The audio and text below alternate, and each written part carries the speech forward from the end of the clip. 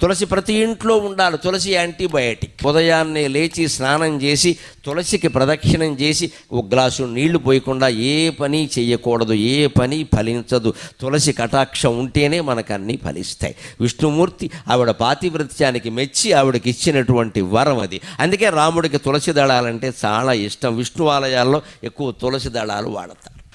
విష్ణుమూర్తికి అలంకారాలు బాగా ఇష్టం. అందుకని మల్లె పూలదండ, చామంతి పూలదండ, బంతి పూలదండ, గులాబీ పూలదండ, నీ ఇష్టం వచ్చిన పూలదండలన్నీ పట్టుకొచ్చి విగ్రహం మీద బారేస్తే వచ్చే ఇబ్బంది ఏమిటో తెలుసా? విగ్రహంలో పురుగులు చేరతాయి. విగ్రహంలో పురుగులు చేరతాయి. పువ్వుల్లో పురుగులు ఉంటాయి కదా, విగ్రహంలో పురుగులు చేరతాయి. ఆ చేరినటువంటి పురుగులు విగ్రహానికి హాని చేస్తే అక్కడే చనిపోతాయి, అక్కడే కుళ్ళిపోతాయి, రకరకాలుగా అవుతాయి. ఆ విగ్రహానికి పట్టిన మురికి మొత్తం పోవాలి అంటే విష్ణుమూర్తి ఆలయాల్లో తులసిమాల తప్పకుండా వెయ్యాలి. అది శాస్త్రీయమైన ఆచారం. హిందూ దేవాలయాల్లో పాటించే ప్రతి ఆచారం శాస్త్రీయం.